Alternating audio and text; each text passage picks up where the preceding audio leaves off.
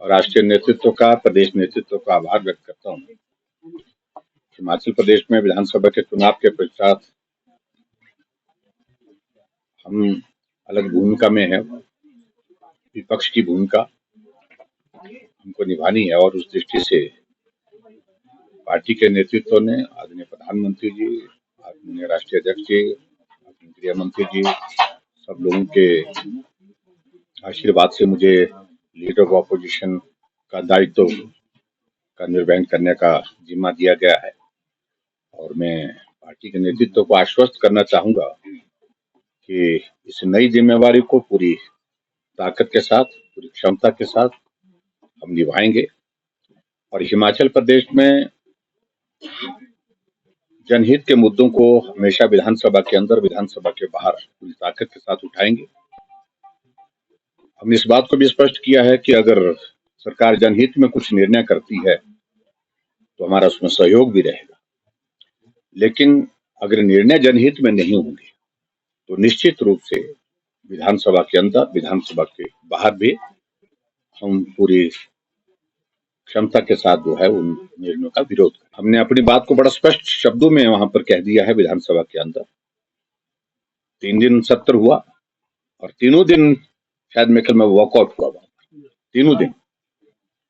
और इसका अंदाजा मुझे लगता है कि वर्तमान सरकार को सहजता से ले लेना चाहिए, क्योंकि हिमाचल प्रदेश में सीटों के मामले में भले ही उनको बढ़त हासिल हुई है, लेकिन अगर जनमत की अगर हम बात कहें, वोट शेयर की अगर बात कहें, तो अंतर बहुत कम है, मामूली अंतर है, जो हिमाचल के इतिहास में पहली बार इतना कम अंतर के साथ कोई सरकार बनी। और मुझे इस बात को लेकर के भी हैरानी हो रही है कि हमारी सरकार के कुछ निर्णयों को लेकर के, कुछ योजनाओं की शुरुआत हमने की, उनके नाम बदलने की प्रक्रिया शुरू की गई है। हमने हिमाचल प्रदेश में हर विधानसभा क्षेत्र में एक योजना शुरू की थी शिक्षा के क्षेत्र में, और जो अटल जी के नाम पर हमने समर्पित की थी। और अटल जी के नाम पर शुरुआत करने के बाद हिमाचल प्रदेश में कुछ एक विधानसभा क्षेत्र में वो बोर्डिंग स्कूल की हमने शिलान्यास भी किया और कुछ जगह बंद करके भी तैयार हो गए। अब धर्मपुर में तो हमने उद्घाटन भी कर दिया। लेकिन अभी हाल ही में हमको मालूम पड़ा है कि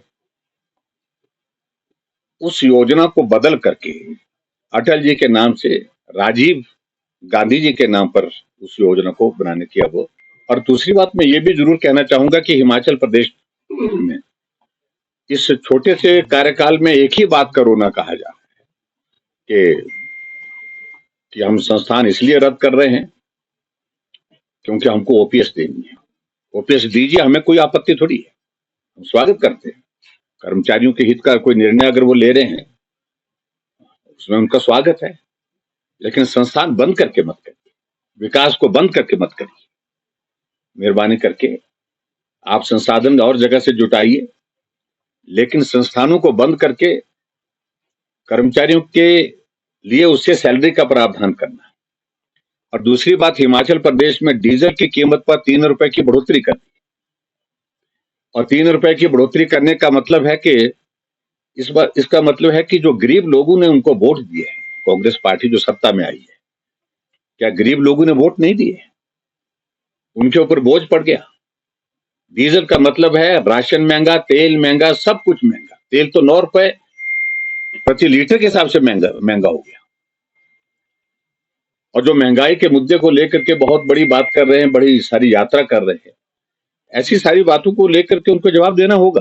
क्या यही बस व्यवस्था परिवर्तन है कि हिमाचल जैसे छोटे से प्रदेश में 6 सीपीएस बनाना, कैबिनेट रैंक के साथ अपने नजदीकी लोगों को दर्जा देना, और उसके साथ साथ में चेयरमैन भी कैबिनेट रैंक के साथ बनाए जा रहे हैं, और उसके साथ साथ में डीजल की कीमत बढ़ा करके गरीब लोगों पर बोझ डालना, क्या यही व्यवस्था परिवर्तन है?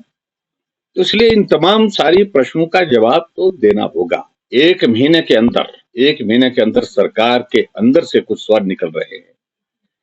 एक महीने के अंदर बहुत सारे सेक्टर से, बहुत सारे डिपार्टमेंट से स्वर निकल रहे हैं। ये क्या हो रहा है? गोल्ड या डायमंड की खरीदारी का सोच रहे हैं तो विजिट करें राजेंद्र ज्वेलर्स, जो आकर्षक उपहार के साथ देते हैं बेहतर सेवाएं। 916 हॉलमार्क गोल्ड और डायमंड ज्वेलरी, वो भी बहुत कम बनाई की लागत के साथ। हमारे यहाँ आप खरीद सकते हैं शादी के लिए बेहतर डिजाइन से बनी ज्वेलरीज। तो आइए और खरीदारी कीजिए और कीजिए अपने को खुश।